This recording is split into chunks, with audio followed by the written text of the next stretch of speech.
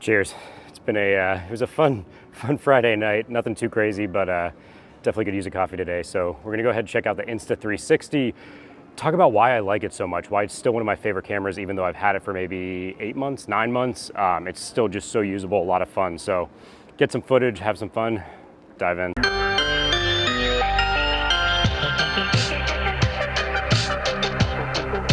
Notice this crazy antenna coming out of me right now. So what I actually like to do is, I'll show you how I rig that up, but basically you can put the Insta360 on your backpack, strap it to it really easily, and at this point now you've got a 360 camera basically following you around wherever you go. Super convenient, super easy. It's just kind of like an extra cameraman as you're filming, as you want to get more creative shots. If you don't use the footage, you don't have to, but it's always there, and it's kind of cool in these scenarios. When you want to do transitions, show what's around you, you just have 360 degrees at any point in time, which you can utilize. I do look like an alien though.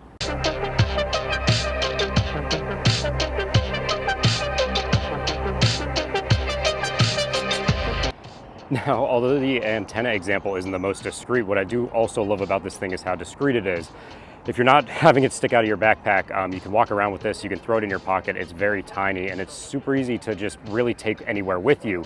Batteries are pretty small too. Even though the battery life isn't the best, you can actually go ahead and just carry a few extras with you. It's pretty easy too. So overall, I love how discreet it is, especially when you're capturing 360 footage. So you don't have to angle at anyone. It doesn't make them feel awkward. You can see in this coffee shop, I was able to go get a coffee. It had it in my backpack. It wasn't sticking out quite as far, but ultimately I was able to get a lot of footage and still use that and really didn't bug anyone. I don't even think most people knew I was filming, and you can turn off the lights on here so they're not flashing when you're recording. So another great option is the fact that this has a pole that comes with it. So if you want to get very creative shots, you can actually kind of think outside the box. So for example, here's kind of a condemned building. You can't necessarily go inside, but ultimately I could use this to go inside, get some pretty cool footage.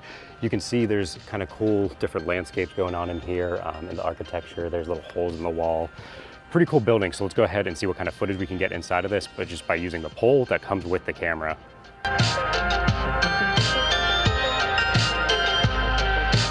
So that brings us to one of my next favorite features, which you guys just saw, which is a hyperlapse. So you can actually condense a timeline into a very specific kind of smoothed out effect, which is awesome because the DJI Osmo Action, for example, doesn't have this yet.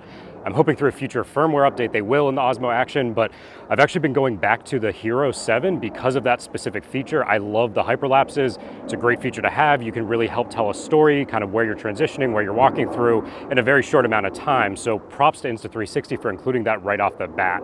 That brings us to the next thing, which then is going to be workflow. It's gotten a lot better in the last 8 months, how you can actually edit the footage out of it, and that's another reason why I'm being drawn back to it, why I end up using it a lot more.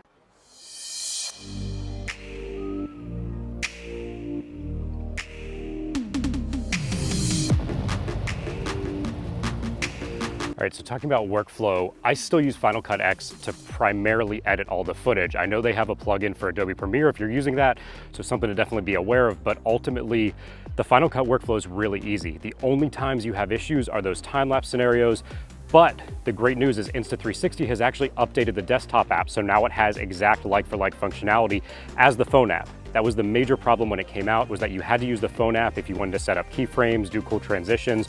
All you could do on the desktop app was pretty much convert it to MP4.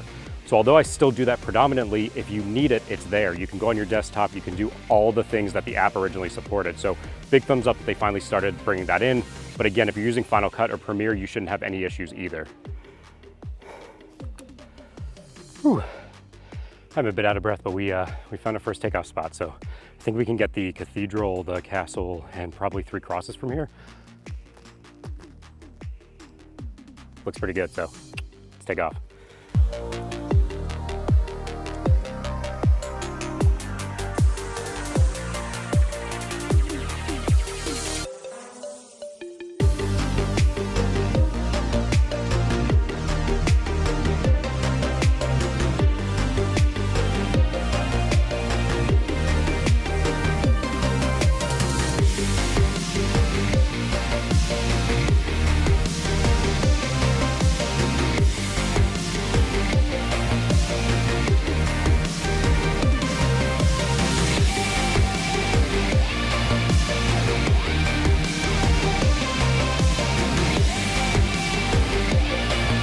Now, nothing comes without its downsides, and the fact is this is really good, but if you're using it for audio, it's not gonna be good. If you're using your DJI Osmo Action or the GoPro Hero 7 Black and you're using audio, you're using it for vlogging, this is not gonna be able to replace it. But if you're using those for things more like B-roll and interim shots kind of between or telling your story, I'd replace it. I would go with this any day. I have a lot more fun with it. In terms of stabilization, it does really good. So you can see as we were walking down the stairs here, it did a really good job at smoothing it out, especially when you consider it's trying to do a 360 image processing at the same time.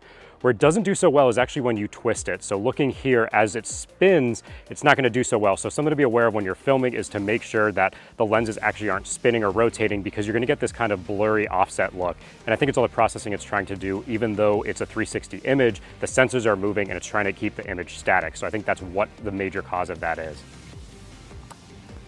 All right, so let's go fuel up. I'm gonna go to one of my favorite Indian spots for lunch here in Vilnius, and then we'll talk about usability and how this menu system works, how usable is this camera, easy to figure out, easy to change settings. Let's dive in.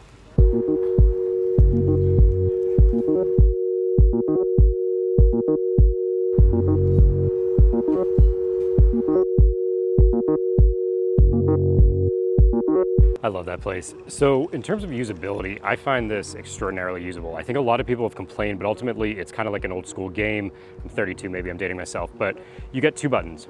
One button is select, one button is toggle. So if you're in a menu system, you press the toggle button, it's gonna move sequentially through them. You press select, it changes whatever you're on. If that's record, it's gonna start recording.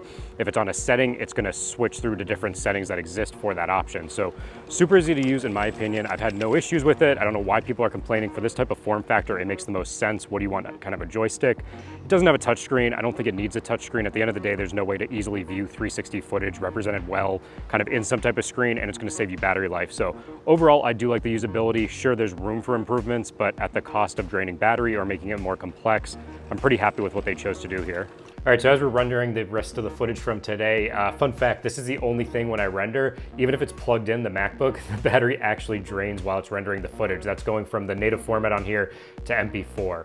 So why would you not buy this? 2019 Insta360, it's been out for almost a year now. Honestly, there's very few reasons. I've thought, are they gonna upgrade this? Is there gonna be an update coming out soon? At the end of the day, I don't know how much they can improve this in the time it's been out. Maybe the stabilization could get a little bit better, but it's already pretty good. Maybe the rotational footage can get a little bit better. Again, it's still really good, and these are things they could potentially address through firmware anyway. So when you look today at the Osmo Action, which just came out, the GoPro Hero 7 Black, which is still a really good action camera, I still lean towards this every time. For 400 bucks, it's competitive with those types of cameras. However, this offers you a lot more dynamic capabilities. It's not gonna be great in low light. If you guys wanna see my low light comparison, we actually did one with the GoPro and the Osmo Pocket. Hint, the Osmo Pocket actually wins. It just seems to do the best by far in low light. Great camera, great action camera, great dynamic camera, great B-roll camera. I'm a huge fan of the Insta360, and I continue to plan to use this for a long time. So that's it, guys. Thanks for joining me today. As always, it's been a pleasure. Stay tuned. Tomorrow, we're going to finish out that drone review. So we're going to put the Mavic 2 Pro against the Mavic 2 Zoom. See you guys next time.